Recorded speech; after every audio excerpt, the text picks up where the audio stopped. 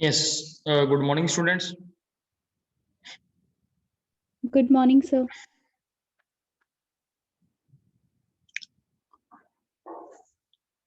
So last time we have focused on that EMI concept.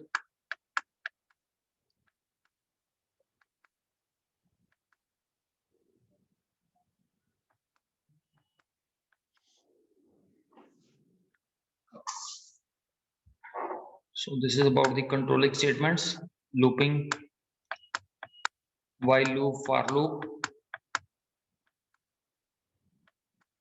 and then we have break and break, continue and pass.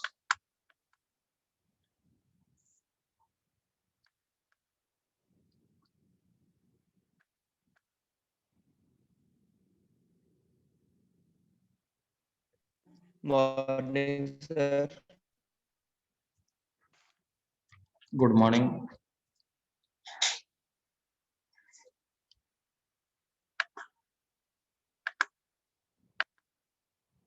So who will brief about this, the concept of EMI? Briefly repeat what we have covered in EMI.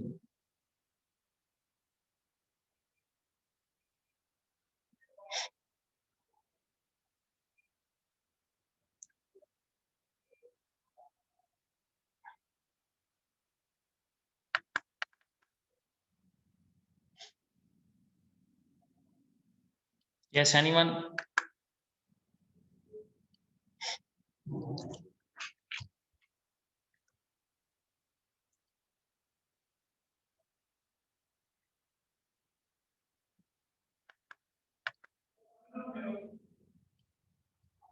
So first of all, my request to everyone is keep your camera in the working state. Yes, Shriya has done. Anureet, Saksham, Jasleen.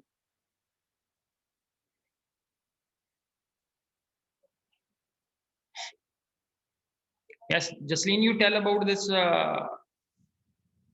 EMI. What is the full form of EMI is?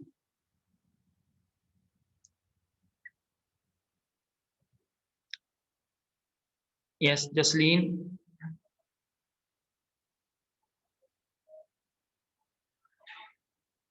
Yes, Shriya. Sir, the full form of EMI is equated monthly installment. This type of a tax or this EMI is applicable when we take a loan from any bank for purchasing a house or purchasing a car or vehicle. So we have to pay the money which is according to by using the formula we can calculate the money which we have to pay for on monthly basis. Yes, sir. So basically, we have to pay back two things. One is we have to pay back the principal amount, and plus we have to pay back the interest also. So two things are basically that we have to pay.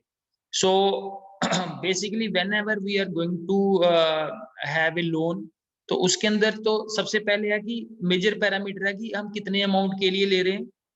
दूसरा उसके ऊपर rate of interest कौन सा है, means how much is the rate of interest, and the third parameter is duration. ठीक है जी.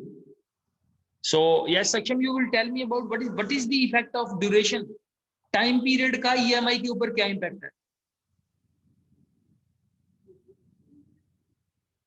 Sir जितना time period बढ़ेगा उतने हमें ज्यादा इंस्टॉलमेंट देने पड़ेंगे और जो प्रिंसिपल अमाउंट हमने भरा है उससे थोड़ा हमें ज्यादा ही देना पड़ता है उन्हें. इंस्टॉलमेंट जो होते हैं सर थोड़ा ज्यादा अमाउंट देने पड़ते हैं हमें. ठीक है, ठीक है. हर्षित से पूछते हैं ये question. Harshit, you tell about कि जैसे एक पर्सन ने 15 लाख का लोन ले लिया, हाउसिंग लोन ले लिया. ठीक है, तो उसके पास दो ऑप्शन है. एक ऑप्शन है उसके पास दैट ही हैज टू पे इन 10 इयर्स. सेकंड ऑप्शन है ही हैज टू पे बैक इन 15 इयर्स. क्लियर? तो दोनों दोनों ऑप्शंस में कस्टमर के ऊपर क्या इफेक्ट पड़ता है? What is the impact on this duration on the customer? Sir जैसे 15 इयर्स का अगर वो लोन लेता है तो उसके ऊपर स्ट्रेस ज्यादा रहेगा पे करने का. कि मतलब कि उसको साल भर साल लोन तो कम देना पड़ेगा, पर अमाउंट का उसके ऊपर प्रेशर रहता है कि उसको हर महीने अपने आप को मैनेज करना पड़ेगा उस हिसाब से उसका इंस्टॉलमेंट निकालने में। And the other option is, और सर एक तो ये हो गया सर, और अगर बाय चांस वो 1-2 महीने का लोन नहीं पे कर पाता है, उसके ऊपर डेब्ट ज्यादा बढ़ जाता है, जिसका कि उसके ऊपर टैक्स भी ज्यादा बढ़ जाता है। कैसे? Same question now to Bhavya. Sir I think अगर सेम अमाउंट सेम हमने कम टाइम में पे करना है तो हमें ज्यादा होगा, पर मंथ ज्यादा करना होगा। और ज्यादा अगर ज्यादा ईएमआई बनेगी हमारी, so we will have to pay more EMI with less period of time. Time period अगर बढ़ेगा तो कम कम करना पड़ेगा 1 मंथ। ठीक है। सो बेसिकली इन जब भी हमने ईएमआई के ऊपर डिसीजन लेना है, so three main factors are there. One is the very first parameter is that is the जो प्रिंसिपल अमाउंट है। दूसरा है कि हम किस रेट ऑफ इंटरेस्ट के ऊपर ले रहे हैं। जितना रेट ऑफ इंटरेस्ट ज्यादा होगा, सो मींस और the cost of EMI will also increase. And the third parameter is the time period. जितना time period ज्यादा होगा, so EMI की cost कम होती जाएगी। Clear? But means definitely we will have to pay for a longer period of time. So this was there about the this EMI. Clear?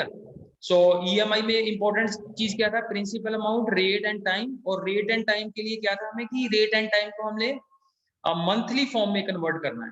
Clear? कि हर month हमें कितना rate of interest पड़ेगा। And second is time period भी, because क्या होता है simple interest में, compound interest में हम एनुअली लेके चलते हैं, but here we will have to take up the interest on the, इसको कन्वर्ट करना पड़ेगा मंथली बेसिस पे।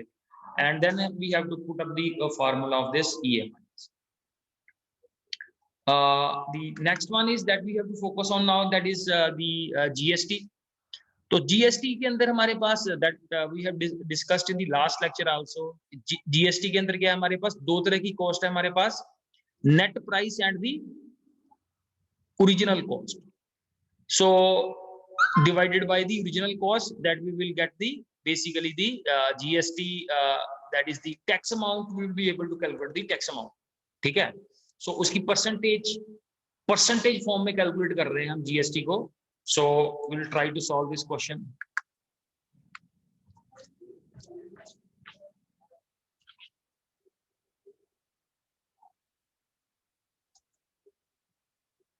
Clear? So you have your Jupyter book, so you can do also this side by side if you want.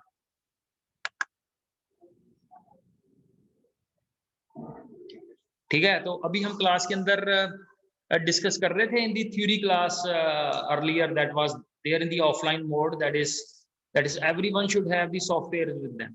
तो यही है Covid के अंदर कि अगर आपके पास सॉफ्टवेयर है तो आप अपनी साइड पे भी इसको at your will you can practice these things।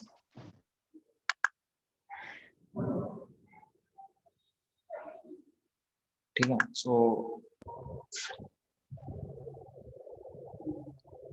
Sir जो जैम्प का होता है ना सॉफ्टवेयर, वो नहीं आ रहा सर पीसी में, जो जैम्प का है।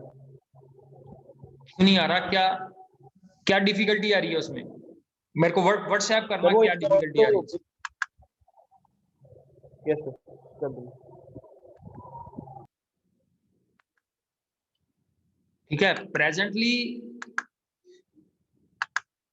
presently as we know that your senior class practicals have basically started ना, so हमारे पास इतना टाइम नहीं है that I will be able to troubleshoot everything, but I will be able to provide you the help जितना भी time है मेरे पास।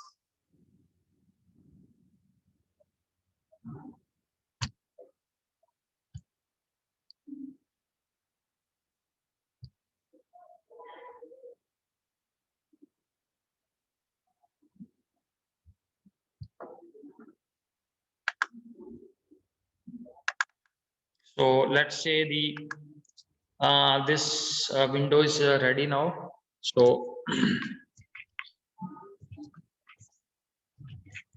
GST calculation is the program. So let's say we start with the Bhavya से लेते हैं। भव्या बताओ start कहाँ से करूंगा मैं ये प्रोग्राम को? तो पहले ओरिजिनल कॉस्ट हम एंटर करेंगे, original price. Let's say original cost is it is, तो इसको फ्लोट में कन्वर्ट करवा लेते हैं।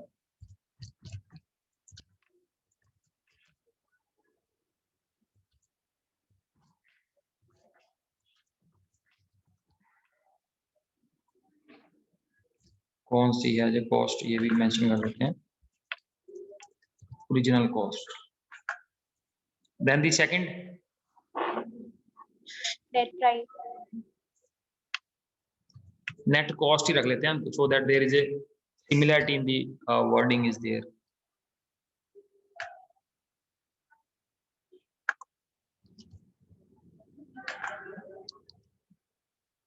So that is the net cost. Yes, next. ये भव्या ने बताना है, Bhavya then you we'll calculate the GST amount by GST हम we'll परसेंटेज calculate में, the GST मेरे हिसाब से amount. फार्मूला था वो जीएसटी परसेंटेज का था। उसके बाद में हम निकाल लेंगे ना, चलो पहले जीएसटी GST कैलकुलेशन कर लेते हैं। हाँ बताओ, सिंपलीफाई करेंगे। बताओ फार्मूला क्या है? It is a net cost minus original cost. Net cost minus original cost. Yes,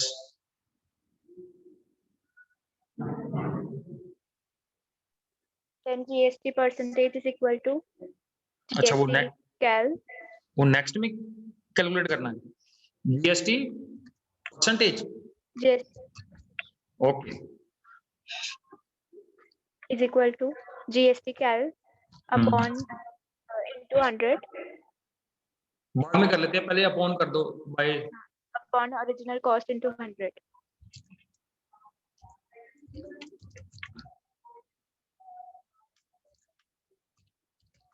ठीक है, तो आई थिंक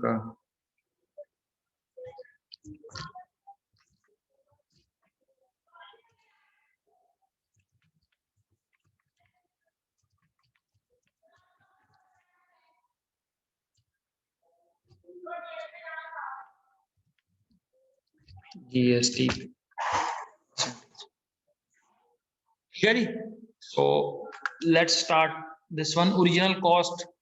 बताओ ओरिजिनल कॉस्ट क्या इनपुट करें? 120 वाले से ही कर लेते हैं start, 120 and the other cost was 100। तो ये कैलकुलेशन आ जाएगी हमारे पास, क्या थी हमारे पास ये net cost, original cost. Net cost बड़ी होनी चाहिए। हाँ, नेट कॉस्ट Yes, बड़ी sir. होनी चाहिए। नेट कॉस्ट में 120 आएगा। चलो फिर से रन कर लेते हैं इसको।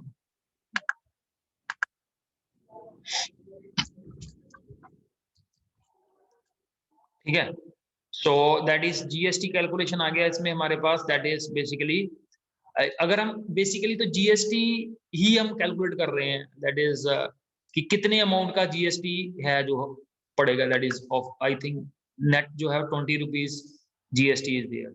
ठीक है, ऐसे ही है जैसे लेट्स से कि 10,000 की है लेट्स से वॉशिंग मशीन, और उसका नेट प्राइस है लेट्स से दिस इज 12,000। तो हमारे पास क्या आ जाएगा, ये 20% इज दी जीएसटी कैलकुलेशन। सो ये परसेंटेज आ जाएगी हमारे पास। So we should say not a calculation is not in the terms of rupees, GST। तो मोटा मोटा फार्मूला आ गया हमारे पास ये जीएसटी परसेंटेज कैलकुलेट करने का। ठीक है, तो ओरिजिनल कॉस्ट है दैट इज कोई भी ले लें हम 15,000। ठीक है, और नेट प्राइस मींस जीएसटी उसके अंदर इंक्लूड होने के बाद। So let's say that is 17,500 आ गया हमारे पास। ठीक है, तो मींस 16.6%। ये डायनामिक हो रहा है हमारे पास, बट आप लोगों को क्लियर होना चाहिए कि जीएसटी के अंदर स्लैब्स होती हैं। इसके अंदर कभी भी ये 16.66 कभी नहीं होगा। जीएसटी की 4 स्लैब्स हैं, 5%, 12%, 18%, and that the last is basically the 28%. Government is now focusing on कि जीएसटी को और सिंप्लीफाई करने के लिए, because in most of the countries GST के अंदर 3 स्लैब्स ही होती हैं, तो गवर्नमेंट धीरे धीरे करके कोशिश कर रही है that is the number of slabs basically goes down. और पता है कोई आपको, कोई समवन नोज कि ये जीएसटी का सॉफ्टवेयर कौन मैनेज कर रहा है? Anyone who knows a bit about this, कौन मैनेज कर रहा है जीएसटी का सॉफ्टवेयर? कोई कंपनी, किसी को पता हो?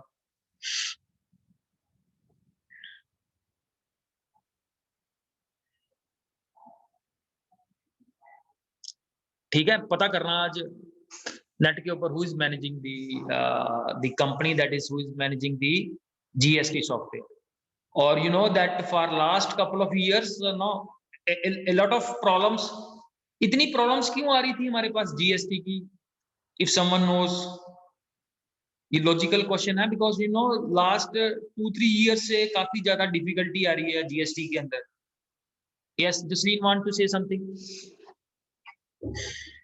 Sir, I want to ask something that in GST, what is the net cost? Net cost basically क्या है हमारे पास?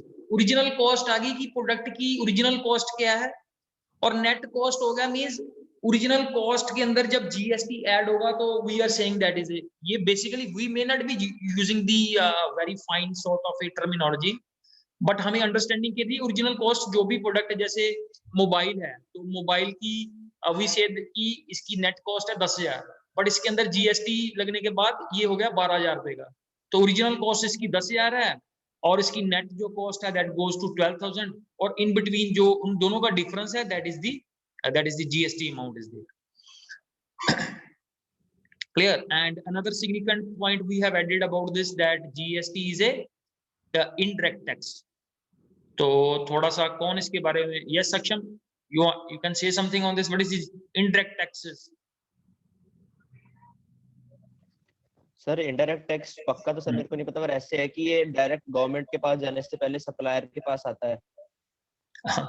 बेसिकली क्या है कि समथिंग जो इनडायरेक्ट फॉर्म में पे हो रहा है, ठीक है, that is we are paying the basically जो भी शॉपकीपर है, ठीक है, and shopkeeper is on behalf of us. देखो शॉपकीपर को तो टैक्स नहीं पड़ा ना, प्रोडक्ट तो हमने बाई किया तो उसका टैक्स भी हम ही पे कर रहे हैं, but that is going indirectly to the government, directly हमसे गवर्नमेंट को नहीं जा रहा। दैट इज शॉपकीपर जो भी वो जीएसटी की रिटर्न को फाइल करेगा तो वो अपनी साइड से वो amount that is paying back to the government. और दूसरा जो हमने पढ़ा था that was the direct tax, that is the income tax. उसके अंदर क्या है कि जो भी सैलरी मेरे को मिल रही है उसके अगेंस्ट मैंने वो रिटर्न फाइल करनी है। Now I am directly responsible for paying back the tax, ठीक है, जिसके लिए मेरे को वो चार्ज पड़ा है, so I am directly paying that, so that's why the जो हमारे पास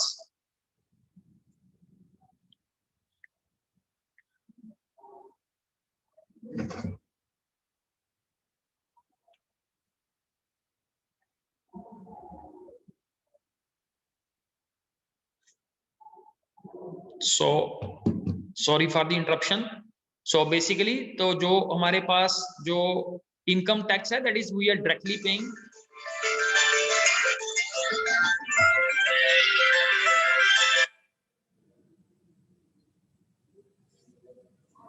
clear? So that's how we are going for the income tax. Now going for the calculation of income tax, how the income tax is calculated? कुछ आप, मैंने बोला था ये homework है आप लोगों के लिए, that is how you are going to go and calculate the income tax. किसी ने किया इसके ऊपर workout? Yes, Shriya wants to say something else. Sir, the income tax is levied only on the income of a person, annual income of a person. So we have, I have found slabs regarding which we have the percentage of tax Yes, which is levied on that amount.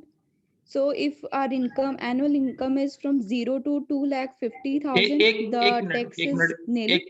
एक window खोल लेते हैं साथ साथ में ना, let's say that is there on the notepad. आप मेरे को बताइए so that I convey to everyone that is what are the different, because इसके अंदर सबसे इंपॉर्टेंट चीज यही है कि कौन कौन सी इंपॉर्टेंट स्लैब्स हैं इसके अंदर।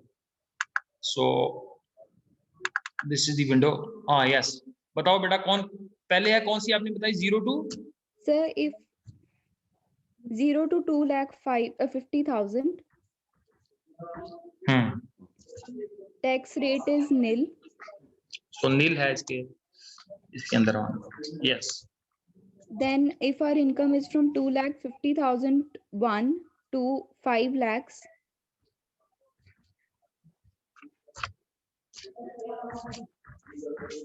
then the taxes,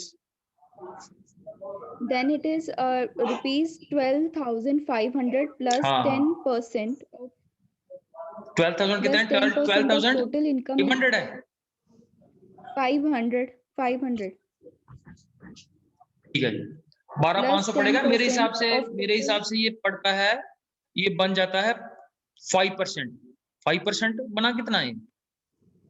सर उन्होंने लिखा है कि जो पिछला अमाउंट है, जैसे अगर 2,50,000 के 1 से 5 लाख के बीच में है तो 2,50,000 पे 0% है और बाकी पे 5% है। हाँ तो सीधी सी सॉरी बात है। सर, इसका 5% है सिर्फ। हाँ तो मैं समझ गया जो आप बोल रहे हो कि उसके अकॉर्डिंग जो ये स्लैब है, जैसे लेट्स से कि किसी की इनकम 5 लाख है, ठीक है, तो 5 लाख में जो इसकी कैलकुलेशन ऐसी होती है, 5 लाख में से 2,50,000 के ऊपर तो कोई टैक्स है ही नहीं है। Yes sir. ठीक है, तो ये जो अमाउंट आया इसको हमने 5% से मल्टीप्लाई करना है, मल्टीप्लाइड बाय 0.5। 0.5 कितना बनेगा ये? सर सिर्फ 5% है, ये 12,500 नेक्स्ट स्लैब के लिए है। एक मिनट,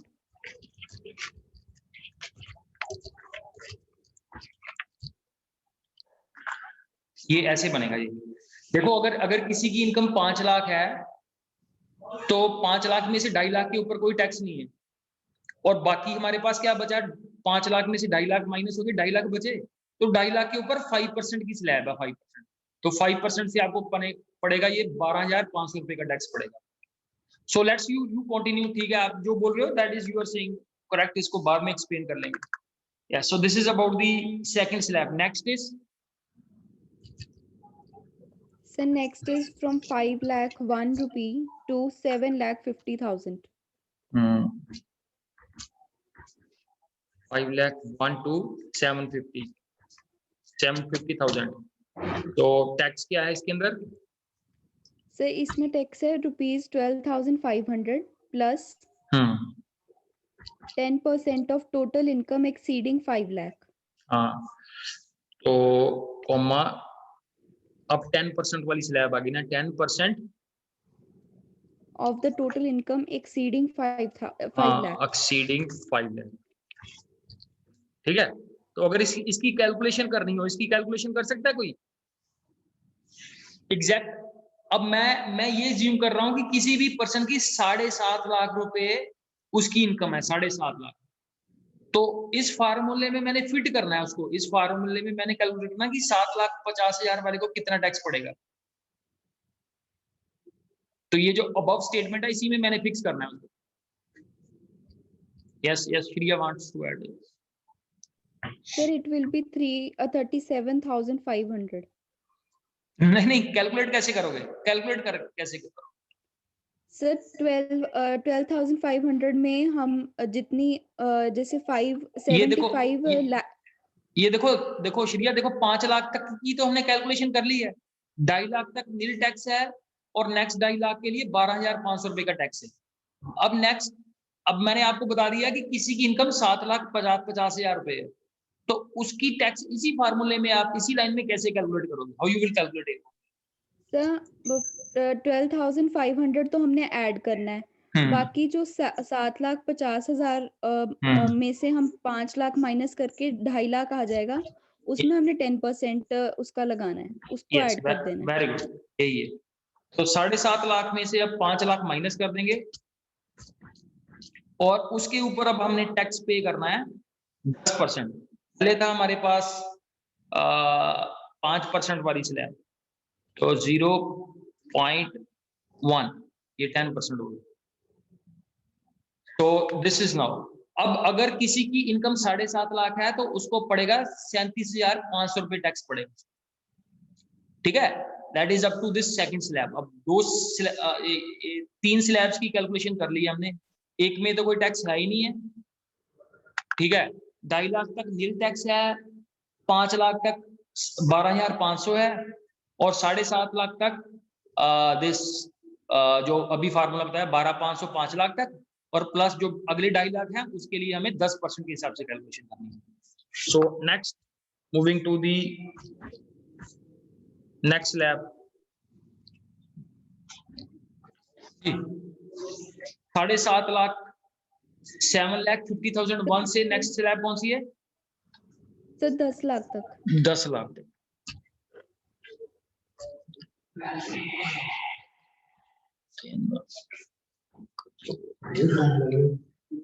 बताओ बेटा क्या है इसमें, टैक्स स्लैब बताना।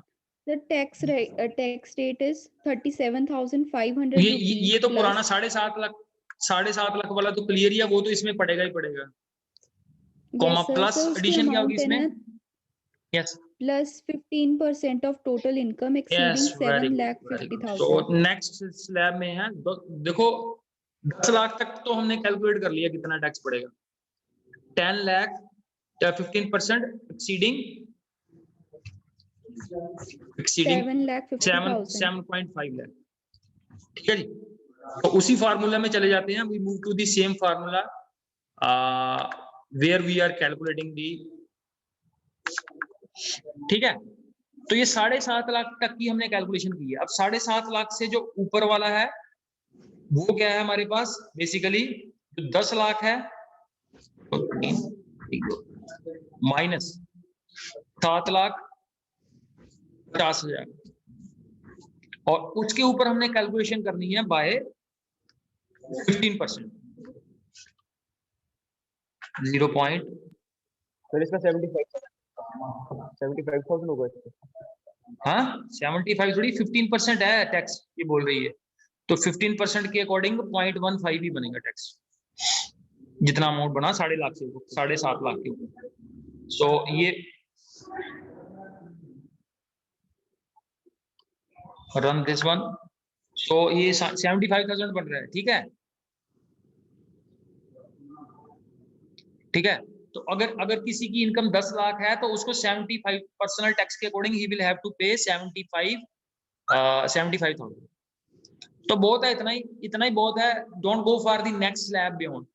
अब इसके अंदर जो हम एडिशन कर सकते हैं ना, एडिशन दैट इज देयर कि जो पर्सन सेविंग करता है, आपको पता है कि जब पर्सन सेविंग करता है तो उसमें एक स्टैंडर्ड डिडक्शन होती है, वो पढ़ना थोड़ा सा, how the deductions are made, कि जब हम सेविंग करते हैं तो उसके ऊपर हमें रिबेट मिलती है इन योर टैक्स। सो बस 10 लाख तक की हमने कैलकुलेशन करनी है, और उसमें जो भी पर्सन जो है यूजर से हम इनपुट करवाएंगे कि तुम्हारी सेविंग कितनी है, किस किस तरह की सेविंग है, 3-4 मेन तरह की सेविंग रख के उसको टोटल इनकम में से पहले हम माइनस करेंगे and then we will go for calculation. समझ आ गई कि नहीं? देखो बेसिकली कैलकुलेशन कैसे होती है टैक्स की, मैं थोड़ा सा आपको हिंट दे देता हूं। देखो जैसे ये किसी की इनकम 5 लाख है, तो 5 लाख के ऊपर 2.5 लाख तक गवर्नमेंट ने बोला हमने कोई टैक्स नहीं लेते, तो 2.5 लाख 5 लाख में से माइनस हो जाएगा, और जो रिमेनिंग अमाउंट बना उसके ऊपर जो स्लैब है उस स्लैब का वो टैक्स पड़ेगा। बेसिकली इसमें 5% टैक्स होता है इसके अंदर, इस स्लैब के अंदर। और वो भी जब बंदा जो भी पर्सन है वो savings what ever the saving he makes, so whatever the saving he makes,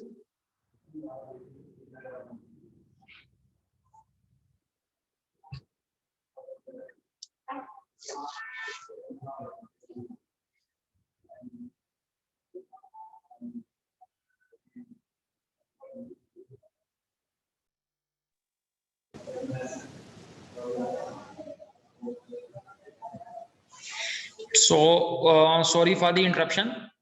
तो ये है हमारे पास बेसिकली मैकेनिज्म। तो इसके अंदर जस्ट आप लोगों ने क्या ऐड करना है, दैट जो भी पर्सन सेविंग करता है उस सेविंग्स को आपने उसकी इनकम से माइनस करके, and you have to calculate the relevant tax in this case. So yes, इसके अंदर किसी का कोई क्वेश्चन है? Any question related to calculation of income tax?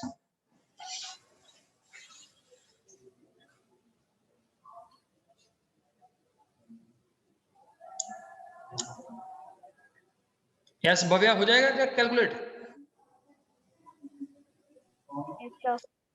ठीक है. और कोई क्वेश्चन है आपका related to this? So now we are done with the EMI question, GST calculation, and the third is that we are working on the income tax. अगर आप last year वाले वो प्रैक्टिकल की लिस्ट देखो, so these are the 3 crucial programs. ये programs इतने crucial नहीं है, because the key thing is there, we need to have a background कि पर्सनल टैक्स की कैसे कैलकुलेशन होती है. और आप बताओ कि मैं आपको प्रैक्टिकली बता रहा हूं कि पर्सन्स पेज राउंड अबाउट 1,000 रुपए पर्सन पे करते हैं for just मियर calculation of income tax. जो रिटर्न फाइल करते हैं इनकम टैक्स की वेबसाइट के ऊपर, तो उसमें 80% 90% तो चीजें प्री फिल्ड होती हैं. उनका जो उनका सॉफ्टवेयर है उसके अंदर बहुत सारी चीजें प्री फिल्ड होती हैं. सिर्फ आपने 2-4 चीजें फिल करके and you have to just fill your income tax. So means that you can be आप अपने पेरेंट्स की बहुत ज्यादा हेल्प कर सकते हो इस केस में, and you can अगर वो बाहर whatever the help you can extend, you can think of extending the help to your parents. ठीक है? Yes. Any other questions? Whatever the questions we have discussed. ठीक है? So on the lighter note, the questions are easy. So you don't need to too much put the efforts, but my एक ही request है कि इन चीजों को practically जरूर करके देखो. Don't do the things on the theoretical side. ठीक है जी? और कोई क्वेश्चन है आप लोगों का? So tomorrow we will come up with the whatever in the old syllabus, I will find it out. Most probably we will focus on the looping, because looping is the another area where the students are basically asked a number of queries. So we are not in a hurry to basically finish up the things, and in the next lecture we will focus on the concept of looping. कोई किसी का question है? any wants, any addition you want to make, और कोई query है आपकी? Okay? Okay beta, thank you very much. Thanks. Yes, Bhavya wants to say something. Bhavya, हमारा 12th का सिलेबस कब हम शुरू करेंगे? हाँ जी. मैं एक्चुअली पता क्या, that's why I am slow on the +2 side, because मैं चाहता हूँ कि थोड़ा हम continuity के साथ पढ़ें, because in the pipeline I have the practical. एक तो मैंने practical लेने जाना है +2 के, और practical जो ऑलरेडी हमारे इनकमिंग स्टूडेंट्स हैं जो +2 में पास आउट होने वाले हैं, तो मेरे को लगता है कि कंटिन्यूअसली हम पढ़ नहीं पाएंगे बहुत अच्छी तरह से ना. तो जब भी मैं I want that whenever I start the new syllabus, तो थोड़ा कंटिन्यूटी के साथ उसको पढ़े. ये ना कि एक दिन पढ़ा फिर 4 दिन की ब्रेक आ जाए, फिर उस 4 दिन के बाद still I suggest you, ये देखो I share you the website. आप अपनी साइट पे काम शुरू कर सकते हो, and that's not a difficult task for any of you. ये वेबसाइट है, and number of times +1 में भी इस वेबसाइट को मैंने शेयर किया था. The same is the website. तो इसमें है, ये देखो वेबसाइट का नाम है, ये वेबसाइट दिखाई दे रही है ये, ठीक है? तो this is the python.mykvs.in. तो इसके अंदर है ये स्टडी मटेरियल. तो स्टडी मटेरियल के ऊपर क्लिक करो, और जो मैं ऑलरेडी जो पीपीटीज लेता हूँ मैं यहीं से ले रहा हूँ. तो इसमें ये देखो +1 कंप्यूटर साइंस है पहले, और नीचे इसके है ये है +2 कंप्यूटर साइंस है, फिर इधर +1 कंप्यूटर साइंस, और इसके नीचे ये आईपी वाला पोर्शन दिया है, +2 आईपी. तो +2 आईपी में आप लोगों ने that you have to go through, ये जो पाइथन वाला पोर्शन है, ये ऊपर है पाइथन वाला, about this is computer science. और ये कंप्यूटर साइंस के नीचे ये देखो ये लिखा हुआ है इन्फॉर्मेटिक्स प्रैक्टिसेस. तो ये हमारी टॉपिक्स हैं. First is data handling using pandas, एक डाटा विजुअलाइजेशन है और तीसरा डाटाबेस क्वेरी है। ये 3 टॉपिक हैं। डाटाबेस क्वेरी का तो ऑलमोस्ट जो भी चीजें आप यहाँ पे देखोगे, we have already finished all those things. तो जो आप अगर शुरू करना चाहते हो तो you can start with this data handling using pandas. तो बेस्ट मैकेनिज्म क्या होता है, अगर आपने कोई भी नई चीज स्टार्ट करनी है तो आप एज इट इज कोड को कॉपी करके अपने सिस्टम पे रन करके देखो इसका क्या इफेक्ट होता है, then you can gradually learn the things. और पीपीटी भी इसमें अच्छी बनाई हुई है, you can go and search through the PPT also. ठीक है, so thank you very much for patiently listening to the class. Thanks बड़ा। Thank you, sir. Thank you, sir. Thank you.